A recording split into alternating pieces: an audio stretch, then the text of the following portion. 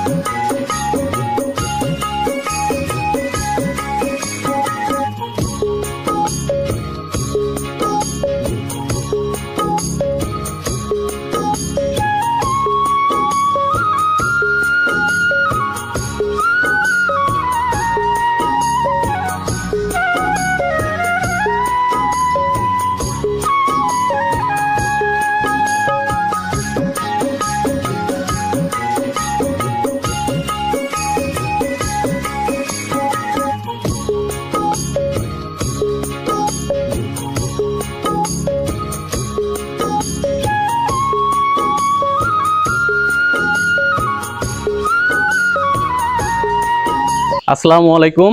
দূরেও কাছে যে যেখান থেকে দেখছেন সবাইকে শুভেচ্ছা জানিয়ে শুরু করছি কৃষি আড্ডার আজকের প্রতিবেদন। দর্শক, আজকেও আমরা চলে এসেছি একজন প্রান্তিক খামারির বাড়িতে এবং প্রান্তিক খামারির বিশাল বিশাল গরু দেখাচ্ছি আপনাদেরকে। ঠিক তারই ধারাবাহিকতায় আজকেও একজন প্রান্তিক খামারির বিশাল বড় একটি ষাঁড় গরু দেখাচ্ছি আপনাদেরকে, এবং এই গরুটির নাম হচ্ছে লালবাবু। লালবাবু গরু, একদম প্রান্তিক খামারির গরু। এই লোকেশনটা হচ্ছে সিরাজগঞ্জ জেলার উল্লাপাড়া থানার একদম বোয়ালিয়া পশুরহাটের পাশেই মানিকদিয়া গ্রামের আহসান হাবিব ভাইয়ের গরু। তো এই গরুটা সম্পর্কে আপনাদেরকে বিস্তারিত জানানোর চেষ্টা করব।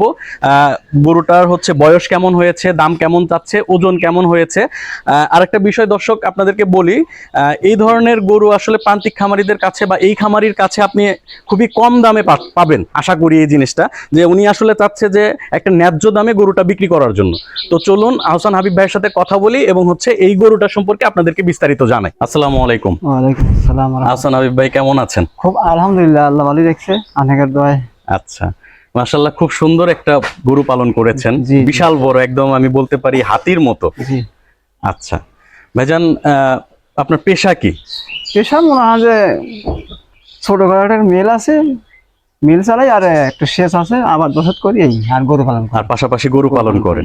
আচ্ছা আচ্ছা, এই যে বড় গরু পালন করেছেন, আগেও কি বড় গরু পালন করেছেন? হ্যাঁ, আগে এটাই প্রথম? আগে দু একটা করছি। এত বড়? এত বড়? যাক মাশাআল্লাহ। মানে আসলে প্রান্তিক খামারিদের কিন্তু আসলে এত বড় গরু দেখা যায় না। যেরকম আপনার গরু কিন্তু খুব বেশি না, হয়তো বা অল্প কিছু গরু আছে, বেশিরভাগই গাভী, ষাঁড়ও একটাই বলা চলে। তো মাশাআল্লাহ, এই গরুটা কবে থেকে আছে আপনার এখানে, বা এই গরুটা কোথা থেকে সংগ্রহ করা? সংগ্রহ করছিলাম আমার মায়েক। ও, মানে এটা আপনার ঘরের বাচ্চা? ঘরের বাচ্চা। মাশাআল্লাহ, খুবই সুন্দর। এটা কি জাতের আছে ভাই? এটা শাহিওয়াল। শাহিয়াল জাত?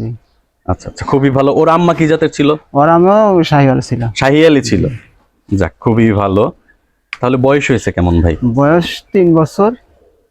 3 বছর। আর দাঁতের হিসাবে? দাঁতের হিসাবে 4 দাঁত। 4 দাঁত? তার মানে কিন্তু ও কিন্তু আরো অনেক বড় হবে। হ্যাঁ, বড় হবে মাশাআল্লাহ। বড় 4 দাঁতের গরু, এবং শরীরে অনেক জায়গা আছে না? জায়গাও আছে মাশাআল্লাহ, অনেক জায়গা আছে। আচ্ছা, ওয়েট কেমন হয়েছে ভাইজান? ওয়েট মনে করেন যে আমরা একটা ম্যাক্সিমাম একটা হিসাব নিছি কষাই মাথায়, তা তো 18-19 মনের কথা বলছি। মানে কষায়ের কাছ থেকে আইডিয়া নিছেন? 800 কেজি। আচ্ছা, এমনি কি ফিতা দিয়ে মাপ দেওয়া? ফিতা দিয়ে মাপ দেই নাই এখনো দেন না? না, ঠিক আছে, কারণ আপনার গরুর যে সাইজটা আমি দেখতে পাচ্ছি একদম সামনে পিছনে কিন্তু সমান বলা চলে। মাশাআল্লাহ।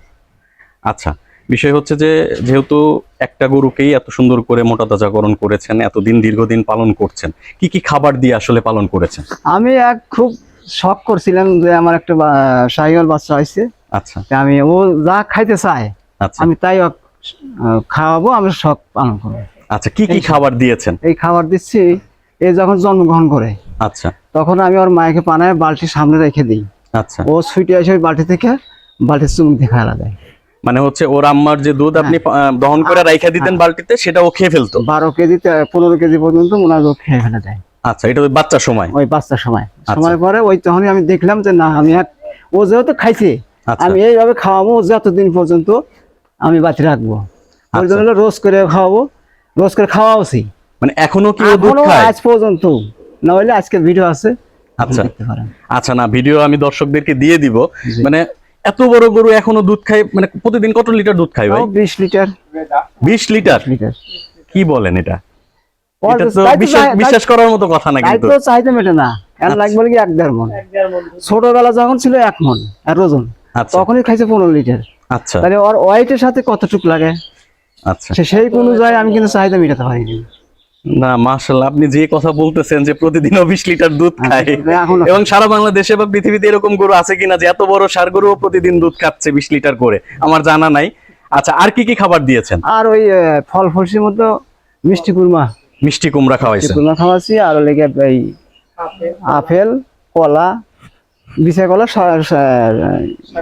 সবরি কলাও সবই খাওয়া। পোলাও খাওয়াইছেন? কলা বলতে আচ্ছা, এই যে ফল মূল খাওয়ানো, এটার বিষয়টা কি আসলে মানে ও খাইতো এই জন্য খাওয়াইছেন, নাকি হচ্ছে আপনারা শখ করেই খাওয়াইছেন? আমরা শখ করে খাওয়াচ্ছি। আমরা যেমন ছেলে মেয়েদেরকে খাওয়াই, আচ্ছা। একতাই ওইভাবে খাওয়াই, মানে একটা ছেলের মতো করে মানুষ ছেলের মতো করছেন? মানুষ করছি। এই আচ্ছা আচ্ছা আচ্ছা, বুঝতে পেরেছি। মানে খুব শখের গরু বা খুব আদরের গরু আপনার, আমরা বলতে পারি। আমি গরু পালছি, 8-10টা গরু পালছি, এর মতো খাওয়ার আমি পাই নাই।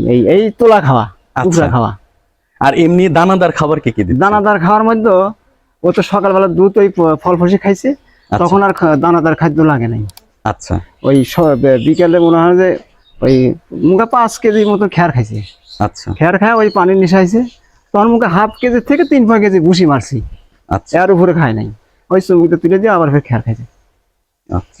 এই খাওয়া দাওয়া এই মানে আমি আপনি- যে এক যে মোটা তাজা বানানোর লেগে যে একটা যে খাদ্য মাদ্য ফিট মিট ইঞ্জেকশন ওষুধ ওই আমার মতো আশা নেই। যে আমি মানুষ করছি ছেলের মতোই মানুষ করে গড়ে তুলছি। আচ্ছা, এর কি কোনো নাম দিয়েছেন? নাম তো দিয়েছিলাম নাল বাবু। লাল বাবু না? ছোটবেলায় নাল ছিল, এখন মানে ছোটবেলায় লাল ছিল, এখন একটু কালার চেঞ্জ হয়ে গেছে। চেঞ্জ হয়ে গেছে, এই জন্য লাল আচ্ছা, বাবু আচ্ছা। রেখে গেছি। আচ্ছা, যাই হোক, নাম তো কালার চেঞ্জ হলে তো আর নাম চেঞ্জ হবে না, নাম change হবে। লাল বাবুই থাকবে। লাল বাবুই থাকবে। এবং লাল বাবুকে হচ্ছে আপনি যেভাবে আসলে পালন করেছেন, এটা খুবই রেয়ার বাংলাদেশে বা পৃথিবীতে, খুবই রেয়ার যে এত বড় গরুকে আসলে মানুষ, ওই আমরা অনেক ভিডিওতেই দেখি বা আমরা ভিডিও করতে গিয়েও জানি যে আপেল খাওয়াইছে, কলা খাওয়াইছে, এগুলা খাওয়ায়, মালটা খাওয়ায়, এটা স্বাভাবিক। কিন্তু ও যে এখনো প্রতিদিন 20 লিটার দুধ খায়, হ্যাঁ। এটা আসলে খুবই আশ্চর্যজনক একটা বিষয়। একেবারে। আচ্ছা ভাইজান, একটু যদি বলতেন যে আসলে যেহেতু পবিত্র কোরবানিকে সামনে রেখে এটাকে মোটা তাজাকরণ করেছেন, তো আসলে দামটা কেমন চাচ্ছেন? দাম আমার মনে করেন যে আমি তো ওই বড় বড় খামার যারা দেখা যায় যে এই 1200 কেজি 1000 কেজি দাম চাইতেছে, দেখা যায় যে 30 লাখ 20 লাখ। আমি অত টাকা চাই না, আমি সাধারণ একটা মানুষ, সাধারণ একটা খামারি। তার কারণ হলো যে আমি বেশিই খামো, আমি তো রাখবো না। হুম, তা সেই তো জন্য আমি অবশ্যই। ওই আকাশ পাতাল দাম চাই, লাভ হবো না। আমার 8 লাখ চাহিদা, আর হয়তো লোকজন আসলে পারে মনে হয় যে দুইটা কথা সুযোগ দেওয়া যাবে। মানে আপনি চাচ্ছেন হচ্ছে 8 লক্ষ 8 লাখ টাকা। জি। এখন হচ্ছে যদি কাস্টমার আসে সেক্ষেত্রে আপনি কথা বলে হ্যাঁ। কম, মানে কথা বলার সুযোগ সুযোগ আছে আছে, হ্যাঁ। এখানে। আচ্ছা আচ্ছা, না খুবই ভালো একটা কথা বলেছেন যে হচ্ছে মানে বড় খামারিদের আসলে সোর্স থাকে অনেক, তাদের মানে রিসোর্স অনেক ভালো হ্যাঁ, অনেক থাকে, source থাকে। সেক্ষেত্রে দেখা যায় তারা ভালো একটা দামে বিক্রি করতে পারে। এখন প্রান্তিক খামারিদের ক্ষেত্রে যদি একটা ন্যায্য দাম আসলে চাওয়া হয় গরু অনুযায়ী, সেক্ষেত্রে গরুটা বিক্রি হওয়ার সম্ভাবনা খুব বেশি থাকে। জি জি।